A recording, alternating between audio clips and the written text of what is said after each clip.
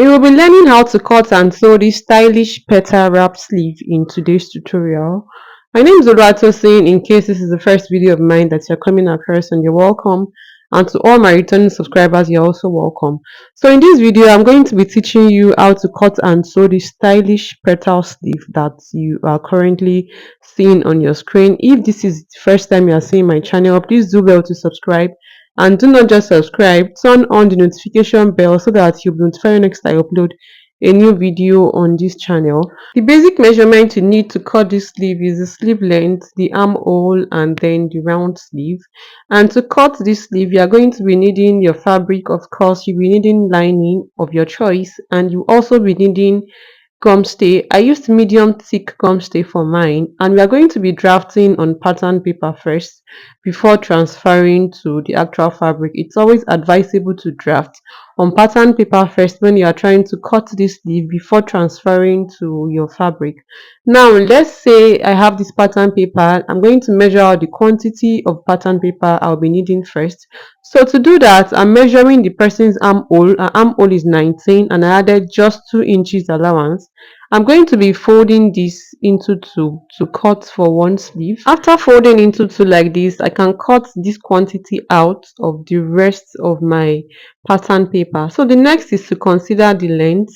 You can use the edge as the starting point, but if you don't want to, you can just draw your starting point line. But for me, I'm going to be using the beginning of my pattern paper as the starting point line. So I measured 4 inches downward first. This is the length of the pleats. Then from this 4 inch, the next is to figure out your sleeve length.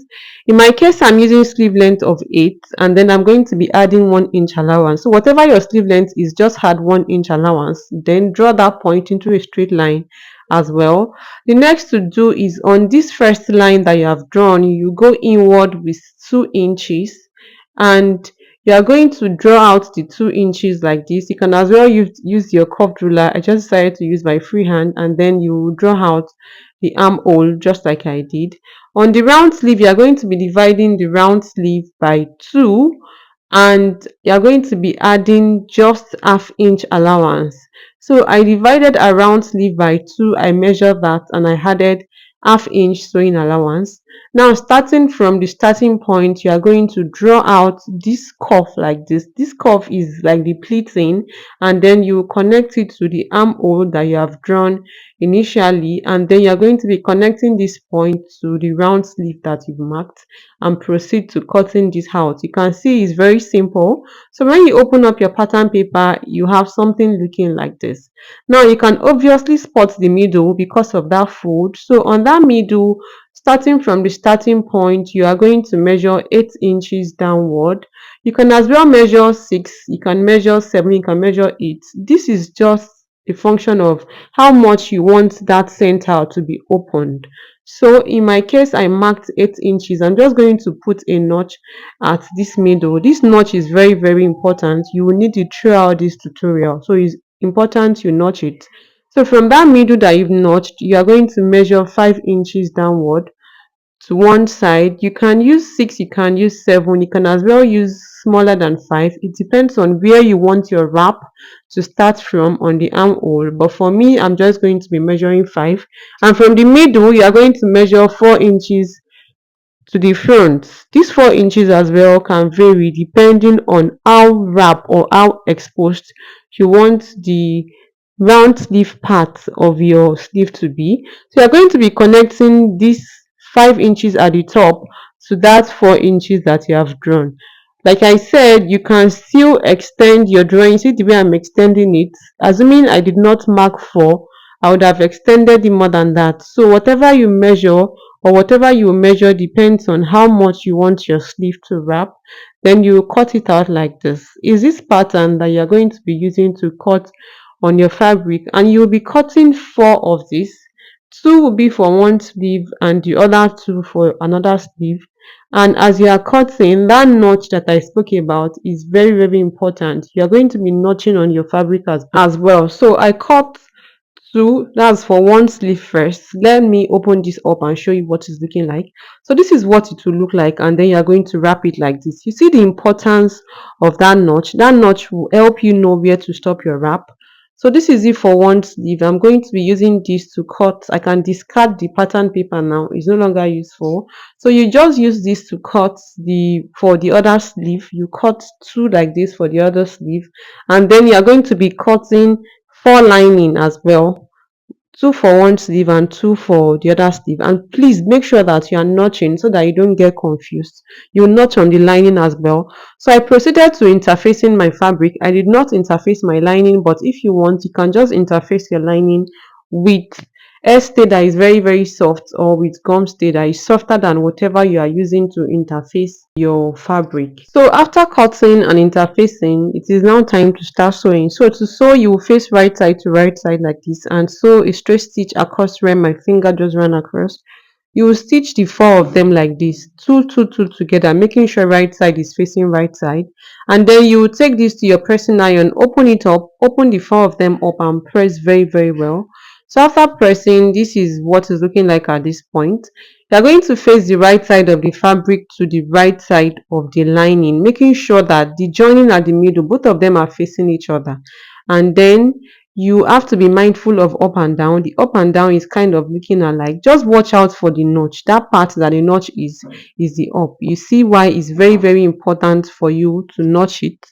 So you will be turning the down, not the up, please. So you are turning the down.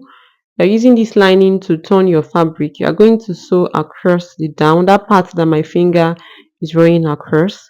And I used hemming gum to turn this down so that when I press it, the lining can gum down on the fabric. So I would advise that you use hemming gum as well, so that your sleeve will come out neat.